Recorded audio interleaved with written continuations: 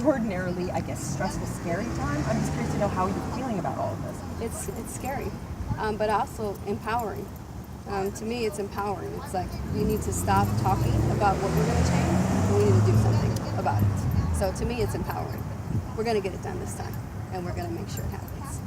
You almost sound optimistic that it's finally gotten bad enough that people have been driven to action. Yeah, I think it's gotten that bad, and a gentleman that was speaking today was thinking, I think finally we're going to do something, and people are going to stop talking and having meetings and dialogues. It's like we already know the problem. We know the problem already.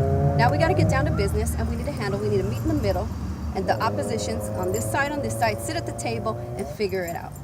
And you obviously have a very real incentive to do everything in your power. Right, I do. I mean, talk about that. My son, I have another son, my daughter, I have my husband, I have uncles, I have cousins, I have friends and family that in fear every day if they're going to come home, if they're going to be stopped by the police or they're going to be harassed. I mean, when is it going to stop? So we got to do something. So that's why it's personal to me. Is there a sense, though, that perhaps people aren't willing to look at it from the other person's perspective? I mean, is there a sense of like, we have to communicate better, do better in that way too? Yeah, I think it's fear of the unknown. You don't know.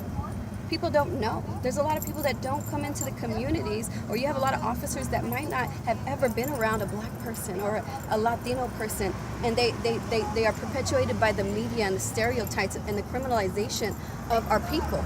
It's like they're criminals automatically. So once they see him, it's like, oh, they're a criminal, and I feel threatened, so I'm going to shoot him. So that's how I feel. That's what I think is going on with some of these officers. We're not anti-police. We're anti-injustice. We want something to happen.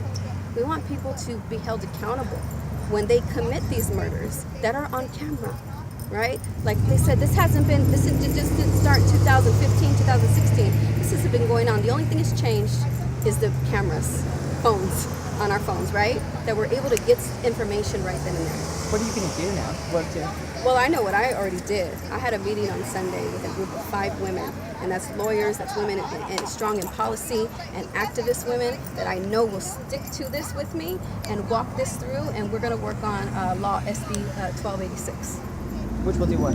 This law will open up the records, and it will make the police records more transparent when they're being charged with either murder or police brutality, but it opens up the records so they can be held accountable.